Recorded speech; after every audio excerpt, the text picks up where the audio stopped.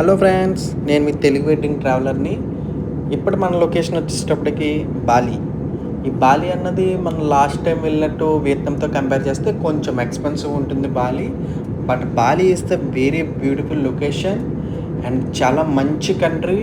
ఇక్కడ మనకు మంచి మంచి ఫోటోషూట్ స్పాట్స్ ఉన్నాయి. మంచిగా మనకు ఫోటో కంటెంట్ వస్తుంది. నెక్స్ట్ మంచి హ్యాపెనింగ్ ప్లేస్ ఆల్సో కూడా. మనం బాలి ఎయిర్పోర్ట్లో దిగ్గానే ఫస్ట్ అయితే సిమ్ కార్డ్ తీసుకున్నాం యాజ్ యూజువల్లీ. సిమ్ కార్డ్ కూడా ఇంటర్నెట్తో తీసుకున్నాము. అక్కడ నుంచి మనం మెయిన్ లొకేషన్ అయిన కోటా వెళ్ళడం జరిగింది. కోటాలోంచి మన ఫోటోషూట్ ఫస్ట్ లొకేషన్ వచ్చేటప్పటికి బాలి స్వింగ్. ఈ బాలి స్వింగ్ అన్నది బాలీలోనే ఒక స్పెషాలిటీ అంట. ఇక్కడికి వెళ్ళిన ఎవరైనా తప్పకుండా విజిట్ చేస్తారు. మన సెకండ్ లొకేషన్ వచ్చేటప్పటికి కనుంగున్ వాటర్ ఫాల్స్. ఈ వాటర్ ఫాల్స్ చాలా బాగున్నది. ఈ వాటర్ ఫాల్స్కి వెళ్ళడానికి కొంచెం మెట్లు అయితే దిగాలి. బట్ లొకేషన్ అయితే బాగుంది. అక్కడ మేము వెళ్తున్న టైంలోనే వేరే ఎవరో బాలీలో ఇండోనేషియన్ ఫోటోగ్రాఫర్స్ ఎవరో ఫోటోషూట్ చేస్తుంటే అది కూడా నేను తీసాను చిన్నది. అక్కడ మంచి ప్లేస్ కానీ కొంచెం వరకే రెస్ట్రిక్టెడ్. మనం ఆ ప్లేస్ దాటి వెళ్ళకూడదు. బట్ మంచి ఫొటోస్ అయితే వచ్చాయి మనకి.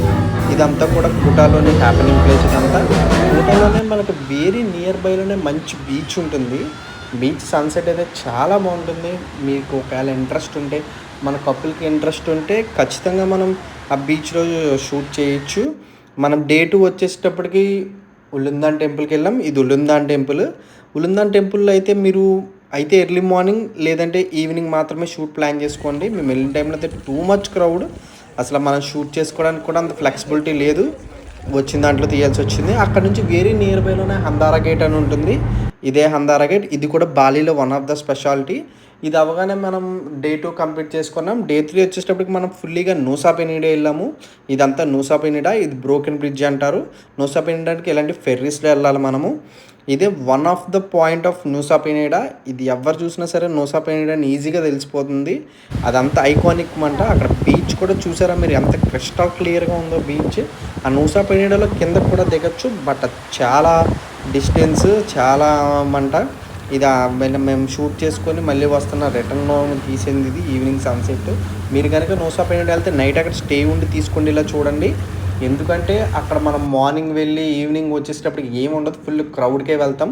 సో మీరు వన్ డే నూసా పెనిడాలో నైట్ స్టే చేసి నెక్స్ట్ డే ఎర్లీ మార్నింగ్ మీరు బీచ్ దగ్గరికి వెళ్ళి అక్కడ మీకు షూట్ చేసుకోవడానికి చాలా బాగుంటుంది.